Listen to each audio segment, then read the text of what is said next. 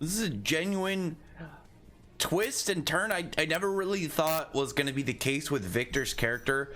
It's funny because I never really thought about Victor as an individual, because I figured we would find out more about him way later. But we do find out in this chapter a really telling way that he kind of like views things that I think really just makes sense if you think back to the whole setup of how these rules in the series work and how negators kind of it seems that their power is kind of operated. Because I don't think there's been a direct statement in the series, but I'm guessing that, you know, the full way that powers in this series work, it's like there are the rules put up by God in the book and a person's powers, because they have this ability to ignore a specific rule, and that gives them a specific power. Like Andy and Victor's was that it was before the rule of death, so they can't really die. So the only way you could kill these guys is if you had some form of like really crazy existence erasure hacks. Like outside of that, I don't really see anything killing them, because we know that like even if you destroy the brain, it doesn't matter. Like that scene is fully addressed in this chapter. While Andy is going after Victor, like he's just laying in attacks, they shoot like the undead you know, the undead combined with unluck bullets. Like he calls them unluck bullets, just unluck bullets. He's got his fingers with the unluck kind of channeled into them, and he mentions that he says he puts like his soul into his fingers. The way that I'm kind of guessing the way that works is he's saying it more metaphorically, because there's a point where him and Victor's heads come off, and they talk about that regen concept, because sometimes when characters have like high regeneration, you know, the weakness is the head. You have to take out the head. Everything else they can regenerate from. But this is really not the case with Andy and Victor, because theirs isn't this really in the same category when you think about it, as we've seen with Victor. Theirs is like, this is probably going to go to like the fullest extent of I can't die. Like I would imagine Victor and Andy, the extent of their powers, it's like kind of like Deadpool. Like Deadpool, even though like he's got all these kind of like comedic funny parts to his character, his regeneration is actually really, really high, and to the point where he can regenerate from just like a drop of blood. If you you know, tried to get rid of him, if there's some trace of him left, he can regenerate from it. And I'm guessing that's how Victor really is, because when him and Andy have their heads cut off, there's a point where they end up, instead of regenerating from their heads, decide to regenerate from their torsos. So when he says he put his soul into his fingers, I legitimately think it's something similar to the style of how like Andy can regenerate from fingers, but any part of his body to become his main self, not just at a copy. Because it's really a weird thing, because if you know, like if you cut off his head, primarily his thoughts and everything is going to be in his head, but somehow he can switch his consciousness to his torso to regenerate from that instead. That's what I mean, like putting your soul and stuff. Like if you can select which part of you actually exist in, because whichever part you decide to regenerate from, I imagine, is really like, you know, that is you, that is the primary one. The other part just dies off and is just flesh.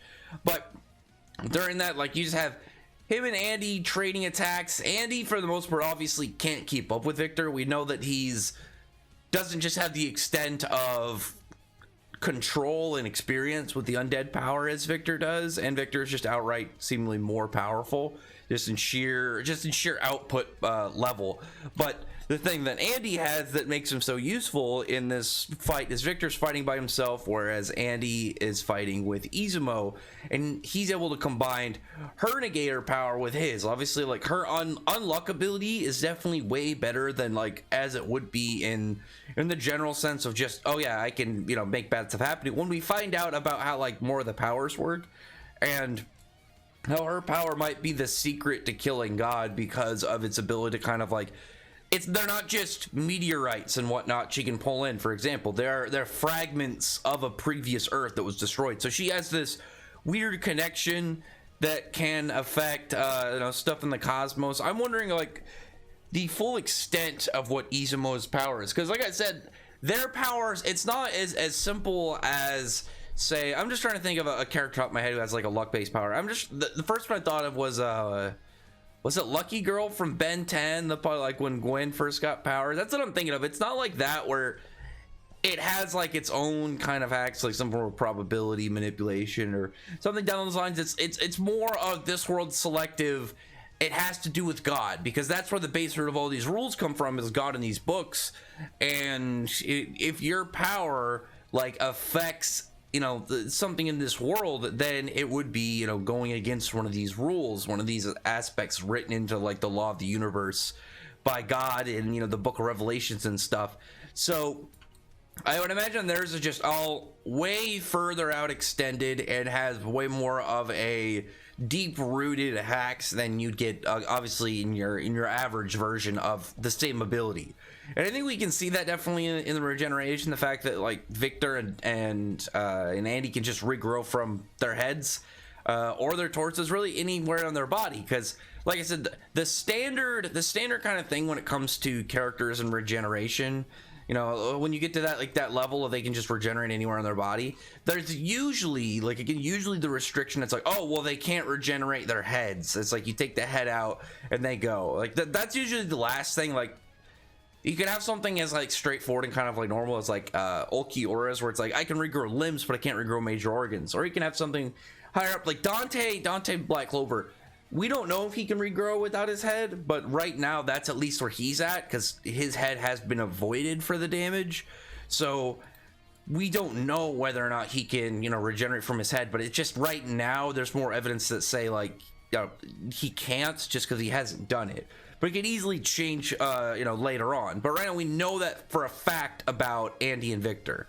You cut off their head, you destroy their head, it doesn't matter. They can regrow from any other part in their body. So that was really cool. I did like that. I thought that was just a really neat kind of analysis of their powers in this chapter. But like I said, we found out more about Victor as an individual. We don't find out as, like, more about his backstory. We saw in a previous life, because in some of the flashback, it looks like Juiz was a girl, so I was like, well, it is, you know, our characters reincarnating and being different this time, or other times outside of Victor. And you do see that we do see a flashback of Victor when he was in the organization, he's in the Union, and he's talking to someone who looks just like Juiz, but a dude, and he's like going off about reincarnation, because Victor sees death, like he looks at it from the point of he existed before death was a rule.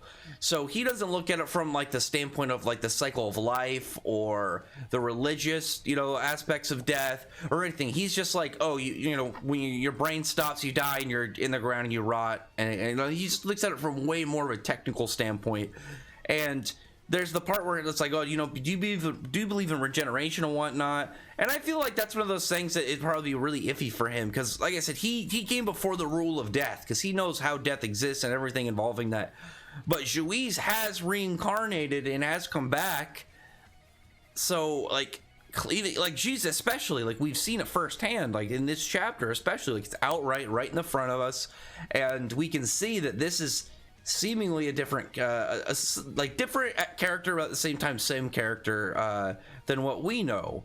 So I just thought that was really interesting in of itself, that we got some of Victor's outlooks on life, just because he's such a weird character to predate the existence of some of like the basic rules that like the world has set up. I wonder if it was like the first, like he was there when the first rules were being there, because we're at like 99. Well, actually no, because it's each set, so it'd be like multiple sets ago, wouldn't it? I really am hoping Undead Unluck goes a lot further than, you know, what are we at, like a 45? I'm hoping we get like a 250 chapter series. It's because like something like this has such a level of expanse and potential that I know some people, it's always, you know, it's usually like, you know, let the authors do what they want. But when there's a series, I just want to say, when there's a series that has a lot of just like large scale potential to be really big, it's just, you know, spread out with all these different complicated and fun stories and abilities and stuff, I want it to happen, because I like seeing stories expand and just grow, and really you see like the full extent of like the author's creativity and stuff. I can see why some people, you know, they don't want stuff to get like dragged out and like kind of just continue on, but that's what I mean though.